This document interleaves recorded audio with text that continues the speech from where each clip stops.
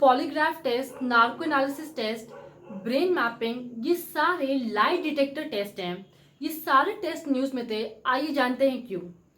Hello everyone, my name is Manya and you are watching legal Thikana. ये सारे test news में इसलिए हैं क्योंकि रिसेंटली हमारे देश में एक बहुत ही ज़्यादा अनफॉर्चुनेट इंसिडेंट हुआ, अनफॉर्चुनेट रेप इंसिडेंट हुआ, जहां पर सस्पेक्ट्स के ऊपर लाई डिटेक्टर टेस्ट एडमिनिस्टर करने की बात हो रही है। अब सवाल ये उठता है कि क्या ये लाई डिटेक्टर टेस्ट, ये सारे टेस्ट वैलिड हैं? Let us know. Firstly let us understand what this test actually are. पहले बात करेंगे पॉलीग्राफ टेस्ट की। पॉलीग्राफ टेस्ट में क्या होता है कि सस्पेक्ट्स के ऊपर सेंसिटिव इलेक्ट्रोड्स लगाकर उसके वेरिएबल्स चेक करते हैं। Variables like pulse rate, BP, galvanic skin response, मतलब कि उसे बहुत ज़्यादा स्वेटिंग तो नहीं हो रही है। ये करने के बाद जो फिजियोलॉजिकल रिस्पॉन्सेज आते हैं उन सबको हम एक न्यूमेरिकल वैल्यू असाइन करते हैं। And whenever a question is posed, अगर सस्पेक्ट को जब भी कोई भी क्वेश्चंस पूछे जाते हैं उसके फिजियोलॉजिकल रिस्पॉन्सेज अगर ट्रिगर होते हैं तो that means that person is lying.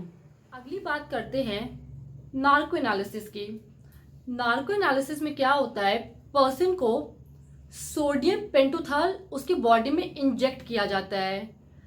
Sodium पेंटोथाल को हम ट्रूथ सीरम के नाम से भी जानते हैं।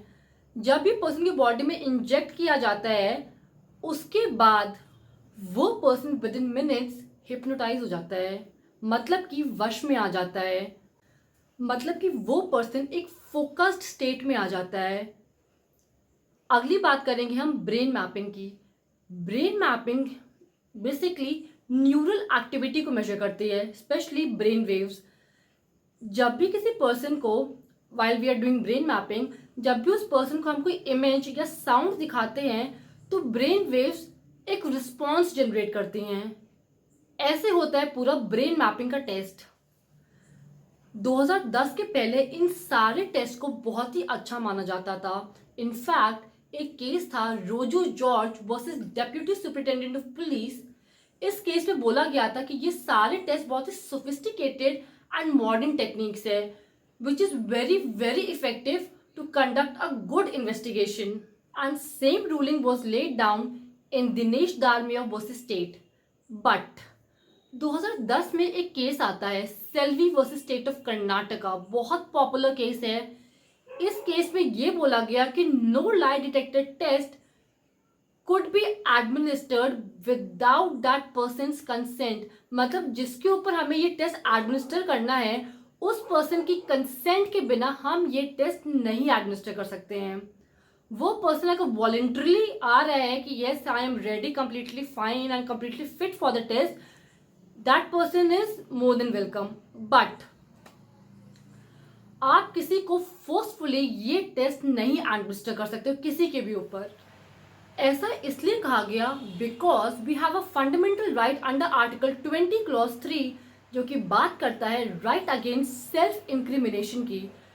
कोई भी पर्सन अपने खुद के अगेंस्ट गवाही नहीं दे सकता है, सेज आर्टिकल 20 क्लॉज 3।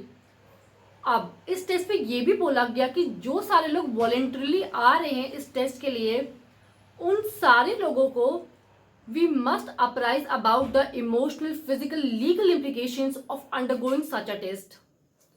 ये था हमारा पूरा लाई डिटेक्टर टेस्ट के बारे में। It was in news, so it was really very important to discuss all this. So keep learning, keep watching Legal ठिकाना. Thank you.